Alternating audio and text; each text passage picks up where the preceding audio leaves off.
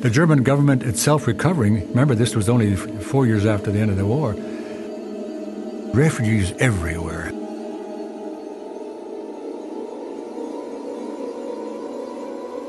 These Russian Mennonites were coming across from the east and ensconcing themselves in any available farmyard and nook and cranny and barns and chicken house. I mean, it's a very, very tragic story.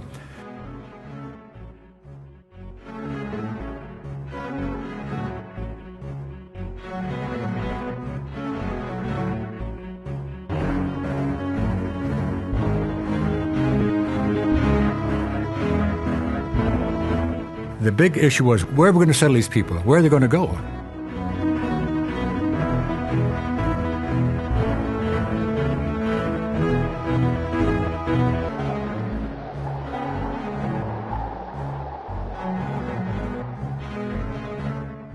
When I came there, I saw the crowded one big gymnasium, huge gymnasium, which had wires strung across the big hall, crosswise, one direction, then crosswise, and they had cubicles 12 feet by 12 feet, blankets hung, and in these families lived for months. So there were tremendous concentrations of refugees. To address the housing crisis, the relief agency Mennonite Central Committee, or MCC as it was known, asked the German government for assistance in finding a place to settle refugees. The German government agreed to provide land where houses for refugees could be built.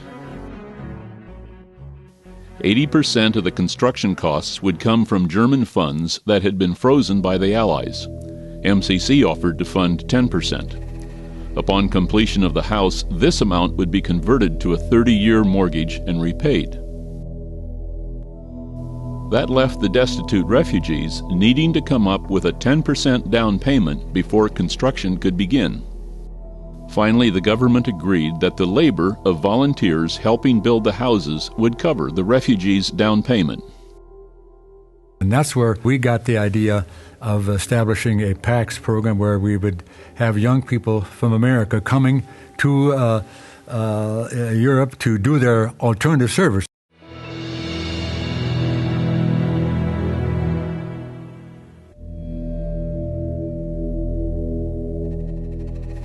With this agreement in place, the housing program moved forward. This was at the beginning of the Korean War. And so the draft was initiated again. And so we proposed to the MCC that these people would come to Europe and give 2 years of their lives and that they would provide for their own expenses. It would cost each volunteer $75 per month. The call went out for young men to come to Europe to build houses. When the announcement came out, MCC was inundated by volunteers. Within 3 months, they had a unit sailing for Europe. I had a strong sense that it was important for non-resistant followers of Jesus to do a kind of equivalent service to what was being asked of people who went into the military. The first Pax Fellows arrived in Germany in the spring of 1951. They began work in the village of Espelkamp. They would soon open units in several other locations.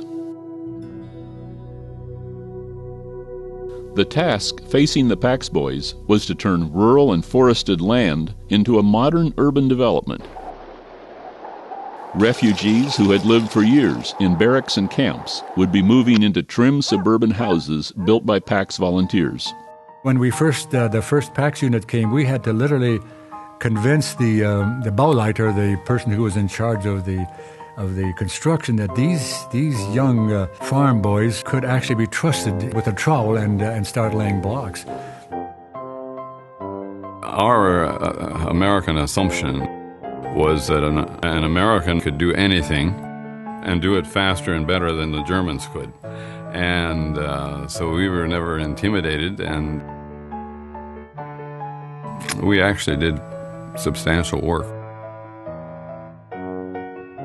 The bureaucratic obstacles multiplied. every tree in Germany is numbered, so you can't cut a tree down without getting permission to cut it down. It had all been arranged that the guys would arrive there on the 6th of January, and by the 12th we would be ready to work. By that time, then, the permission would have had to be granted to clear the trees where these houses were to be built. Every day I'd call the Rodden, that was the closest town, and says, well, have the trees been approved for destruction? No, nothing happened yet. So the day I said, okay, guys, we've got to start working, the permission still hadn't been granted to cut the trees down to dig the foundation. I told the guys, okay, let's get the Dodge Power Wagon, let's pull these trees down, we're going to get to work. And when the first tree was coming down, I called the Rodden office and said, the guys are pulling the trees down. He was out there within a half an hour and was mad as a hornet. And he just flailing his arms up and down. He says, this is breaking the law. You guys are, I said, you agreed to have this already. And it didn't take more than a day, and permission was granted, and they came out there and cut these trees down. When the Pax boys arrived, they discovered that they would be building hundreds of houses and doing it almost entirely without mechanized tools. Boy, my first job was digging these septic tanks down through the sandstone. And I mean, that was a job. Boy, they put all the new guys to that. It was back-breaking work, and they wanted to see of what kind of fiber you were made of. So that was the initiation. I thought I was tough. I mean, I was a farm kid. But I mean, I got blisters in my hands. We lived in the first several houses that we built. Each house had 4 apartments in it.